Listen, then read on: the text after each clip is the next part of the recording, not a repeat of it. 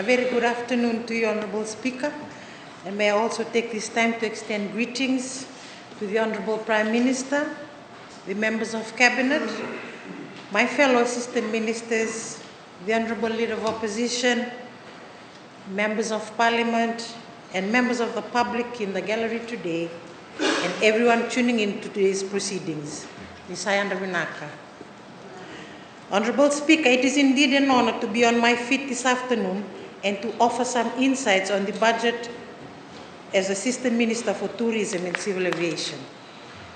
Please allow me to first thank our Prime Minister, Honorable Alitia Bainivalu, for his steady and calm leadership, where he has very ably led us over the last few months and has at every step of the way kept the people at heart.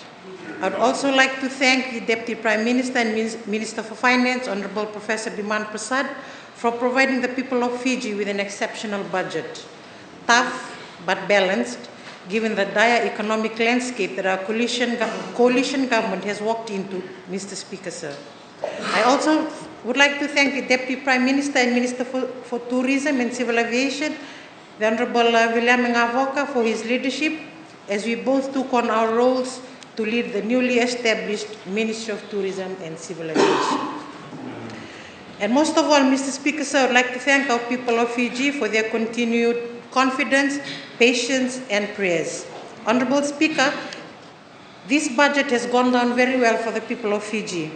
Over the past few days, I've received phone calls from my relatives in Ra expressing their satisfaction of the national budget delivered on the 30th of June 2023, saying, and I quote, "Lowara, ke mami sa maro anendi na nakaivi mo na budget na ubo nila wo ni maani u." Mr. Speaker, sir, the old order tourism has always lauded as a critical economic priority because of the returns through tourism receipts to Fiji.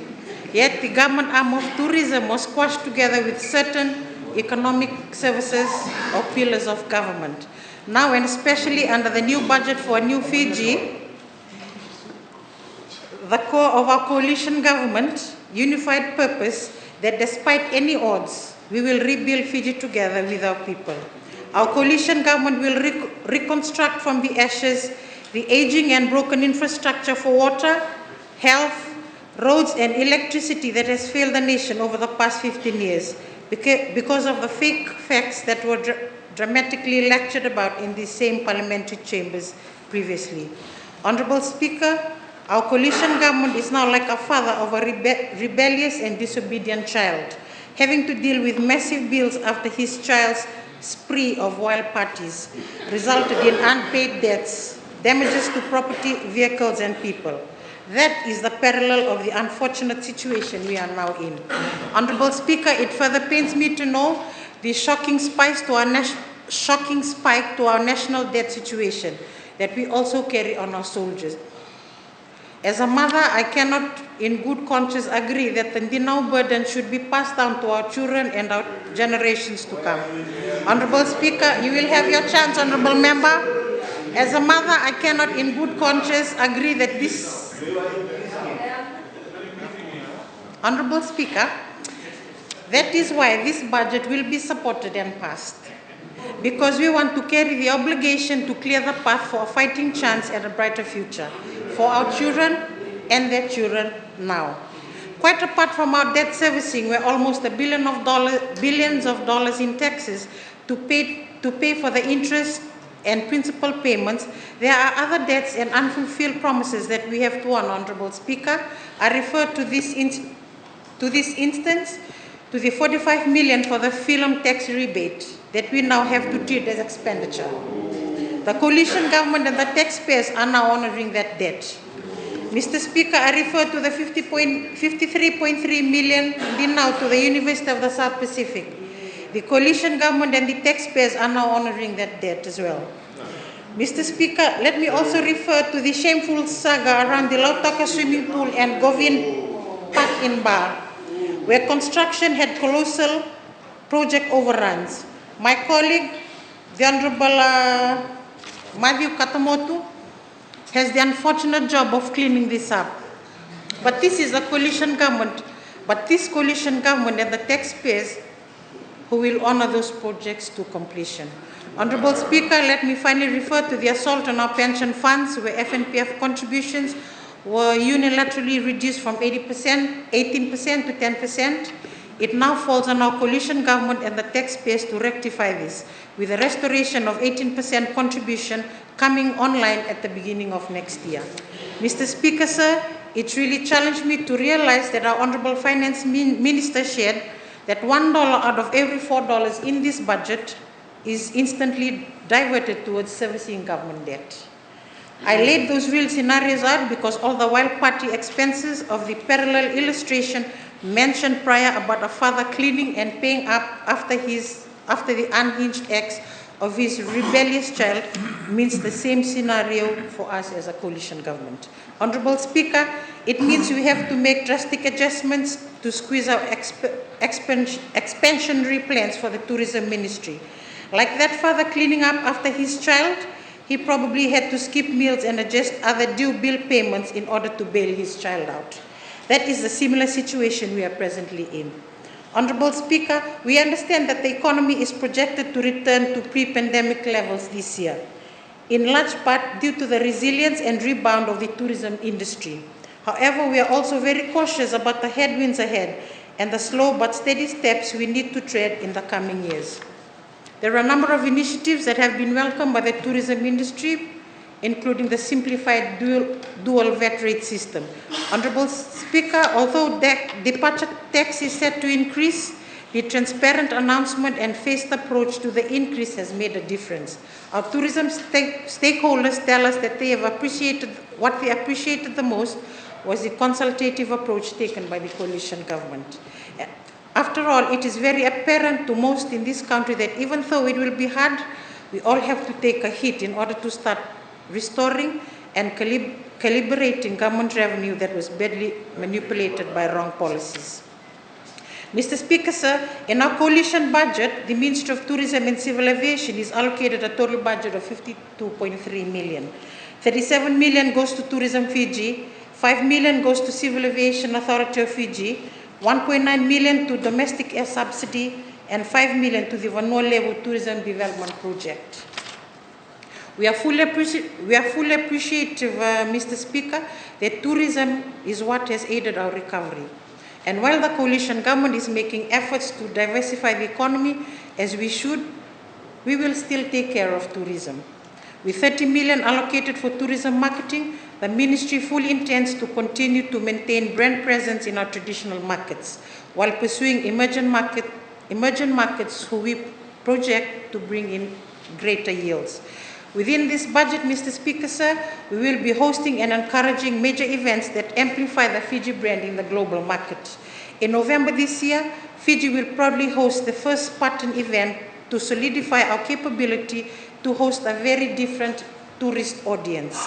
Spartan in Paradise introduces an Australian obstacle course to a new setting. The obstacle course will be held at the Aviva Racecourse in Sambeto, Nandi from the 9th to the 12th of November of this year. Honorable Speaker, equally important is the Ministry's oversight role of the Aviation Authority of Fiji in travel and tourism, and the overall safety of Fiji's flying public within our sovereign airspace. The Civil Aviation Authority of Fiji is not always at the forefront, but our people out there are our unsung heroes as they audit, regulate, monitor our airspace in compliance with international regulations 24/7. We were quite pleased, Honorable Speaker, that last month the International Civil Organization, or ICAO, completed its Universal Security Audit Program for Fiji and gave us a clean record of significant security concerns.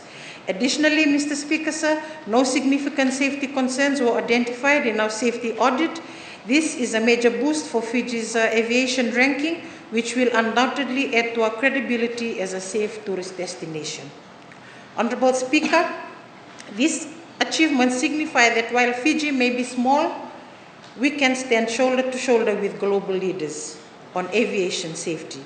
This is a testament to the high caliber of professional and passionate people at CAF. Honorable Speaker, like most other industries grappling with skills shortages, highly specialized sectors like aviation are no exception. Therefore, the Civil Aviation Authority of Fiji will recruit and fill critical technical positions that are absolutely vital to maintaining our aviation safety standards. In keeping with the changing landscape, Honorable Speaker, CAF also intends to digitize processes and functions that allow for efficiency and accuracy of operations so that we are on par with the rest of the world. Honorable Speaker, we are also very honored to announce that the International Civil Aviation Authority Liaison Officer for the Pacific Small Islands Developing States was earlier endorsed by Cabinet, and $500,000 has been allocated towards it. The ICAO office will help raise aviation safety standards in the Pacific considerably, and when we host this office, it will provide the platform for easier access to ICAO's expertise and assistance, which is also the conduit for civil aviation authorities within our Pacific neighbors. This ICAO office will become operational very shortly at the CAF compound in Nandi. Honorable Speaker, it is only an upfront and honest coalition government like ours that will start its term by laying their cards on the table like we have with this budget. Where other countries have to manage strong public outreach for increased taxes and austerity measures, our people of Fiji are in stark contrast, calm and fully aware of why this budget is this way. Honorable Speaker, our people understand because they remember our MPs who used to endure ridicule and scorn when they sat on the other side, pleading for cautious spending and wiser decision-making. The people remember all that, Mr. Speaker. In fact, many expected a much tougher budget. The beauty of this coalition, Mr. Speaker, sir, is its simplicity and its attempt to share the burden and spread the cushioning effect among the majority of our most vulnerable. Even we, the members of parliament, have to take cuts. This budget, Honorable Speaker, takes us back to the fundamentals. High roller investors are not going to bother investing here if they cannot be guaranteed that their taps will have water or that their lights will stay on 24/7, or if the state of our roads means they will require new parts every month. This budget is realistic and is made for Fiji, not Singapore or Australia or any other developed country that we had all been promised that we would take after.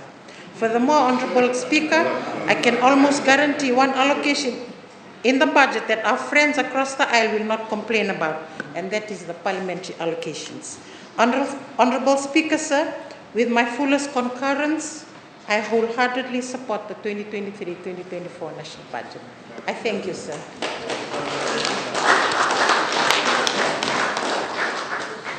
I thank the Honourable Assistant Minister for Tourism and Civil Aviation.